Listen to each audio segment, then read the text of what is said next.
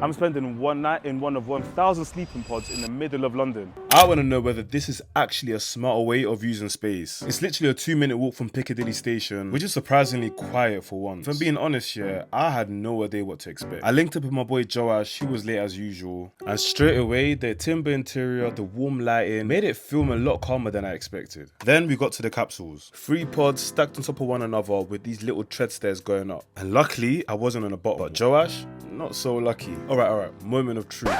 One bed. Literally just one bed. You actually sent me here. But to be fair, carrying that timber finish into the capsule was a nice little touch. And even though the space was tiny, it didn't feel cold or clinical, which was one of my biggest worries when I first came here. Storage though, yeah, long day. Unless you pay extra, you're basically traveling light. You got air vents, dimmable lights, and surprisingly enough space. And considering I'm a big lad, that's saying something. But what's interesting is that the hotel room gives you somewhere to sleep, work, relax, and shower. But this strips everything back. Now, I wasn't completely sold on the shared shower. Kind of almost feels like a public toilet. Toilets in here.